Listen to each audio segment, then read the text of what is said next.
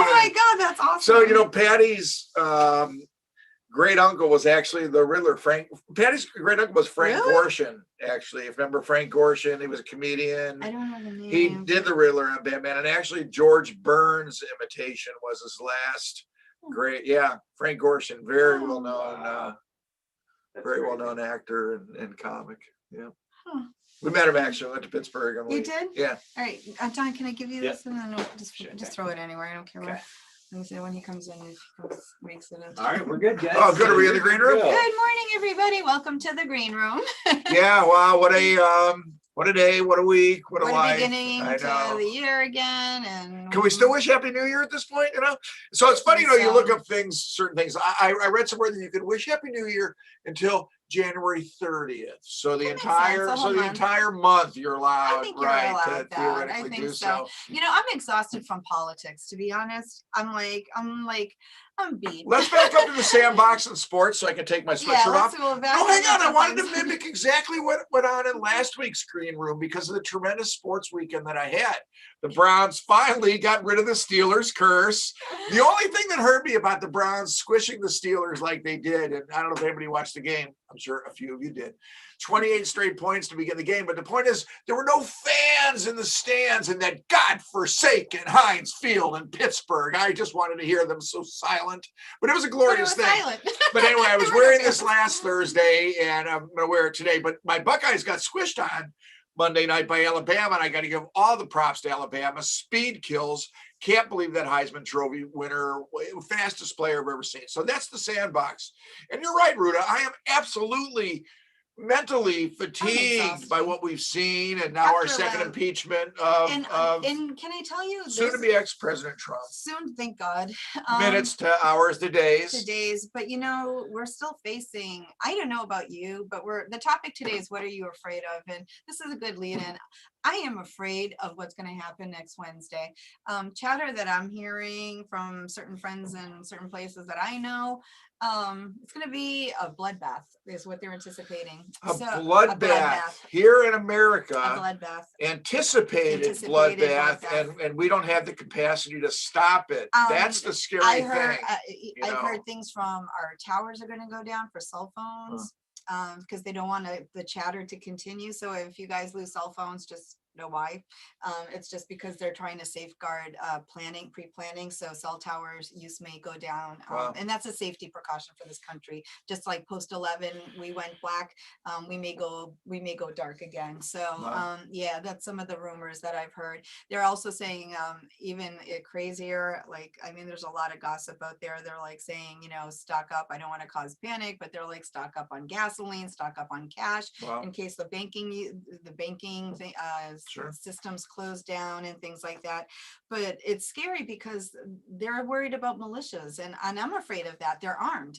I mean, if you look at our Capitol today, there's 20,000 National Guard troops fully armed as if they're going into battle. And this is on our country's land, and it's very scary to me. And I'm very afraid of what may happen. I pray it doesn't. God, I pray it doesn't.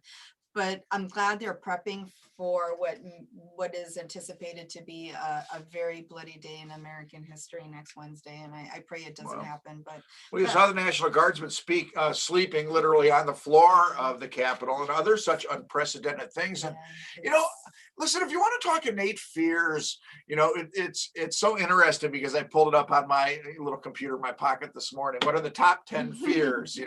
And of course the typical things come up: snakes and spiders and this and that. So to me, it's almost kind of like the old 7 wonders of the world, the ancient versus the modern, right? Because sure, people have their innate fears, and Ruta, very interestingly, when you pulled it up on your phone, women are different, elderly are different, men are different, kids are different. So our fears all emanate from their own place, they do, so to speak. I'll tell you what my fear is. What's yours?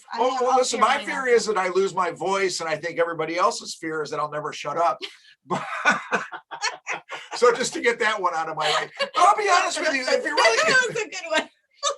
if you really want to get down to the basic of it, I think my innate deepest fear is to be a burden to somebody, right? Oh, So listen, it's things that's like interesting. that But that then is you hear from deeper. parents like that, You are, especially do. as they age. I think they all tend I'm to not going say to play that. the 65 Don't play card. that. Yeah, you're No, still a but spring chicken in seriously, these parts. and I say, listen, when the Browns win the Super Bowl, okay, I want to see it, I want to hear it, I want to go like this in celebration with And you both should. arms. And you So my should. point is, I think we all were, and once again, you know, to me, I know because of how independent I am and how independent I've always been and taking care of myself and my problems that, and, you know, God bless Patty, because she'll be the one to have to deal with me, you know, but the fact of anybody. Shady Acres, here you go. I know. But so to me, we do. We have all our are fears fear at of different that. ages and Yeah, at different times. we do, But I think we do. all have this universal fear right now. And this is what I think we need. We need a common truth to be given back to us. And the fear that I have is I just don't know where that comes from right now. Because what you have to understand that when I see the insurrection from last week, I see privileged people that felt that they could literally walk in and not be treated as they've seen over the past 8 months by other groups and how they've been treated. That's what's so fascinating to me. And when I think back to 9/11, the innate in your face of what happened last Wednesday is absolutely buried or burying a lot of underneath. I heard this morning that perhaps there were members of the House that actually showed some of these quote unquote tourists around the House the day before. Yeah, there were several. People showed up with ladders and twist ties. And I don't think we know the depth actually of what went on. We're starting to find out. And in fact, the FBI is already gathering, they've gathered so much intelligence that it freaked out a lot of departments, hence the National Guard, 20,000 troops. They're afraid of IEDs. They're afraid of a lot of things. And a lot of these are the militias that are militarily trained. And so you're thinking domestic. Not foreign, domestic. And there is, and if you look at the perimeter now, they actually put in I think it's an 8 or a 9 foot high fence around the entirety of the Capitol grounds in America, and fully armed because of what they're afraid of. And they're afraid of somebody planting bombs. They're afraid of suicide bombers in our own country. They're afraid. It's very scary. It is. And listen, I think the average American citizen is used to walking through a metal detector. At this point, yeah. Anytime they walk into a federal building, a court, I don't understand the outrage of that one. I truly don't. Well, listen, they wouldn't put, I don't want to say they is so bad. Certain people wouldn't put a mask on when they were quarantined in the house in a room with those that had pre-existing conditions. And now we have 3 congresspersons that have corona, including one with cancers in the hospital. And who wouldn't put on a mask under that circumstance? And who wouldn't be willing to walk through a metal detector? And listen, our Congressman Stubbe, he spoke on the House floor, and I heard him yesterday, and I know that he's one of those that would quarrel with the metal detector right now. He did. There's a big picture on Politico and Florida politics. And if you want to carry your gun, I surely want to know that you're walking through a metal detector with one, or you got to take it out and you got to go through the detector. And you know what? They get to hold it until you walk back out of the Capitol. But man, you know what? That's how I look at it. You know what had happened, and this is something. One, there's a lack of respect, obviously, for your fellow congressmen or fellow senators, that you're not abiding by doing something simple between wearing the mask or going through a metal detector. The other thing is, based on the chatter and based on some of the information now that the FBI gathered, some of the representatives were fueling on directly to some of these people who were involved in attacking the Capitol. Based on that, you don't know if that, God forbid, that congressman or that senator pulls out a weapon and shoots and assassinates the president, if it's Joe Biden. And you have to have that fear now. And that's a really sad state of affairs for this country. But that's why the metal detectors were put in. They were afraid that an attack may come from the inside. And hey, if that's what it comes down to at this point, blame yourselves. I mean, there are believers in QAnon sitting in the House of Congress right now. Awful. And listen, because so let's talk conspiracy theory. okay, theory. Okay, listen, I kind of believe in extraterrestrials too. And I think what happened at Roswell was absolutely legitimate. And it's taken a lot of years for that to come out. Okay. I get so fearful when I read that what is going on is designed to produce martial law, because those people that are sitting in Congress now are somehow illegally sitting in Congress because they've supported this illegal election that they all know about somehow. And they're the ones that are illegitimate in Congress. And they went the other day to take the seats back. See? So to me, the level of division that's been fomented by social media in the hands of a madman, okay, ER doctor, okay, mental illness. Okay, I mean, listen, only a narcissist doesn't accept the results. One of the things that I thought was so striking to me, Ruta, and people are coming now out to me a little bit late, a lot late, but the gal who was the assistant press secretary in the office or whatever actually sat in on the conversations after they had to decide how to handle the loss. And there were two choices: accept the loss, roll up your sleeves, work like hell on Corona, say that you got 3 judges, you turned the economy around, you got your deregulation. Seriously, you roll up your sleeves and you go away as a hero president to your base with a degree of respect that would allow you to run again. Or you narcissistically can't accept it. You now foment a level of division in this country that I don't know that we can ever get back. Not only division, but you know what else I'm afraid of? And this is another fear, true fear of mine. What he did to cause lies to be okay and not telling the truth and being honest, and people accepting that and having the masses accept and go along with what they know is a lie. The big lie. It's finally got a name. It is, but how, like, I'm afraid, like, how do we ever go back from that? Because now you hear, like, there was, I don't remember the idiot representative from Alabama, I think, that was standing up at the Trump rally before the insurgents. And he said, he's like, I'm going to go kick some, let's go kick some ass and take names. Now, all of a sudden, yesterday, he's like, that's not what I said. It was taken out of context. What? No, we all heard you. Millions of you, millions heard. You cannot just, but Trump kept doing it and getting away with it. So now all of a sudden he set a precedent that all of them are like, hey, well, I didn't say that. Listen, 6 hours can define a life.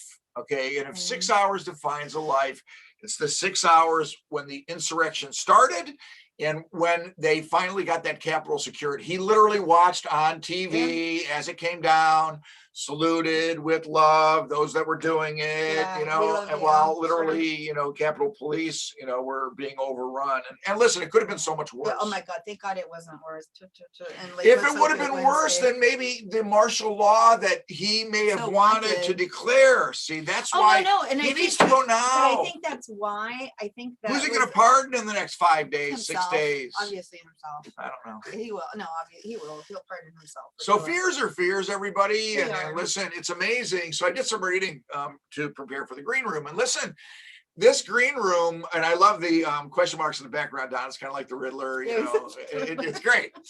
But seriously, it's going to become an Ask Dr. Barry also. So those of you who don't know, we have a YouTube page as well. It's Ask Dr. Barry, and it's easily found. But the point is, it's a great topic because it really got me to thinking about fears and how do we get through life with these fears? And we all have them. And when they start as a child to, like you said, through adulthood, they change over time. Like, I mean, they do. Like when you're little, you fear one thing, and and with the times, with what's going on now. I think there's now, like, and this is interesting because what I read too about, like, women, their fear is usually safety issues, obviously, to be secure and safe, and not abandoned in any manner, and to have, like, a steady family and steady relationship, which seems to be like the normal security. And now, like, I think as a country, we're fearing we don't have security, like, on any level. That are really secure. Are we really secure as who we are as a country, or are we afraid that there's going to be an insurgence now at any time of all these people taking up arms and just randomly, God forbid they start open fire? We need leadership. We need leadership, and our leadership, in my opinion, has been a nightmare. over the last 4 years, and it's been a leadership with literally no respect for our national norms, no respect for the truth, the continuous, and listen, it finally got a name, the big lie. And when you look at now, from those that believe in the big lie, they look at what we believe is our perceived truth as the big lie. We watch, MSNBC or CNN or the three major networks, or read the New York Times or the Washington Post, or all those other quote unquote mainstream media. And Ruth, I know that you and I have discussed this, and it gets into that quote unquote censorship issue. You and I are not happy with our radio station that we drive into and we listen to. 107.9. If anybody's listening out there, they push a channel that I would not recommend listening to for a TV station. Well, it's one of the ones that's farther right than Fox News in and of itself. And the fact that a radio station has them as one of their endorsers or whatever, I just am not a fan of it. And listen, that's what's so interesting about what's coming down. The money may ultimately make a difference, as it always does in life. Well, so big donors are pulling out of the And you know what he's so PO'd about? He lost the PGA tournament. He said he was more upset about that than having a police officer shot in the Capitol. Yeah, the PGA more upset about much more upset over that. Much more. Yep.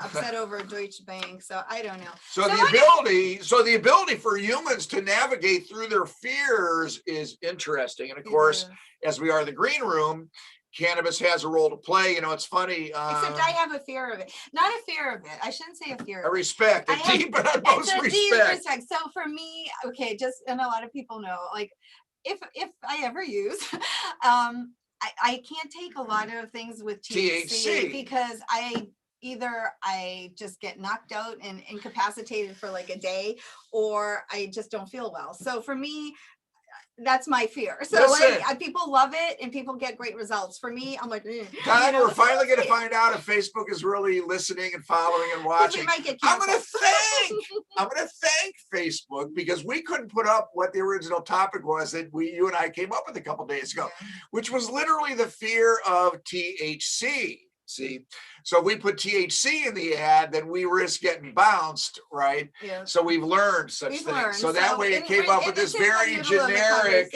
riddler, but it opened up the topic, and perfect with kind of just a serendipity. And how can you call anything that's going on in Washington serendipity? Right now? I was going to say serendipity. I heard you coming up with that. I'm like, I don't know. No, it doesn't. It does not quite work.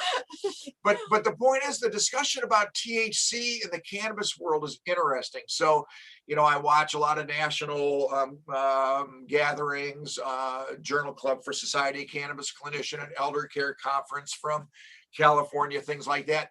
And it's always the same point of limiting the THC so that you limit the quote unquote psychoactivity and the negative impact of THC. And I got it. And Rudy, you're a great example of that. Because you become afraid of it, because you had like for me, I tried a couple of times like edibles, and I had it wasn't for me. I had not a great reaction to it. And so for me, I have that fear of doing it, because I'm like, oh God, I didn't like it. And there's a lot of people who have tried it and maybe not the right dosing or whatever. And it didn't work for them, or they got afraid of it. Listen, it's a mild hallucinogenic. That's really where it's classified. So some people don't necessarily enjoy that sensation of floating over their body. That would be me. I was not a fan. Closing your eyes and maybe seeing some circular lines. I was haunted once, so that did it for me. Literally, I was haunted. So, or perhaps thinking of that first boyfriend that you may have had back in the 6th grade or something like that. But my point is that sensation's not for everybody. But it's interesting because in the unique world of medical cannabis, we can modify and moderate that amount of THC with our CBD that theoretically counteracts some of that. So once again, it just points out that it's not just THC, but here's the point though, too. Even at its worst, which, that psychoactive effect or being out of body effect, you do. Yeah, breathing's never impaired. No. And, it's interesting. It's one of the first things I thought of with this topic, Don, when we brought it up. What's the worst thing in the world for the emergency medicine physician in his 33-year career? The patient that has the panic attack and truly thinks they're dying. Right. Yeah. And you know, they're I've not never dying. had one, thank God, but I've heard they're terrifying. Listen, those patients need to be treated with respect. Yeah. They're young. You take a look at their EKG, their monitor tracing, their vital signs, everything's good. You theoretically in your ER mind know that everything is fine. So sometimes you can talk patients off the cliff. Sometimes it takes $7,000 a test to walk them off the cliff, right? But it's a really profound thing to happen to people. And there are medicines, beta blockers, for example, in pharma, right, that can mitigate it. But also cannabis found to be extremely helpful for panic attack because of the rapidity of the inhalation technique, right? And that's why, as we talk about quote unquote smokable, because if you do if you want to do relaxation, you're always in. You do. You do that. Well, plus it gets into the bloodstream very quickly. So a panic attack, if you take an oral pill, that's a bad half hour or an hour while you're waiting for that. And meanwhile, right? And a lot of people are going to kind of get back to normal as it is. So it's a huge topic. And once again, there's also a fear, and this is the other thing. I think people have fear of like opioids too, because like for me, like you hear so many horror stories. And I had surgery like a couple of years ago, and I was like, the doctor was like, oh, do you want some oxy? And I'm like, no. He's like, you're gonna be in pain. I'm like, I'll deal with it. I'm like, I'll take a leave, and then he's like, you sure? And he gave me a prescription, and I kept it. And he called like 5 days later. He's like, do you need more? I'm like, I didn't take any. He's like, are you kidding? I'm like, no, I just don't want them. And people should fear opioids. It's amazing. And I don't have the stats in front of me, so I don't want to cite anything, but it takes a very short period of time to become addicted to opioids. And then you have people that come in the clinic that are so ecstatically happy to get on a natural product and come off those opioids and come off those big pharma addictive.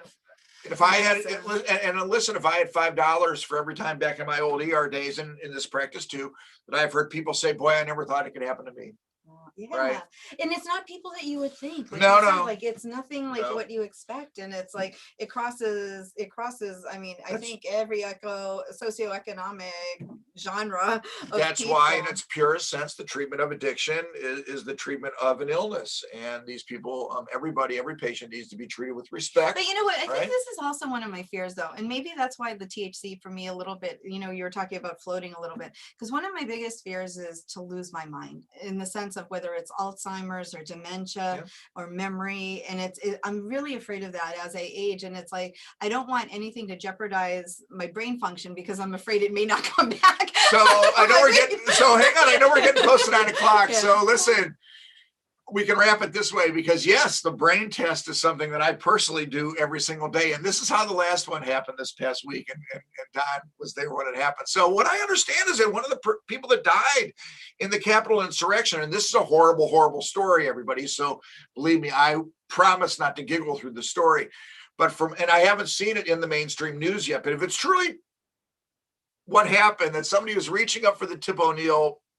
picture, and he had a taser in his pocket, and literally, come on, Rude, I told you I was not going to giggle through this, and literally tased himself to death in his inguinal area, as we say in medicine. Okay, I would only say to you, okay, that would be something that would be karmic. And be karmic. Yeah. This is true.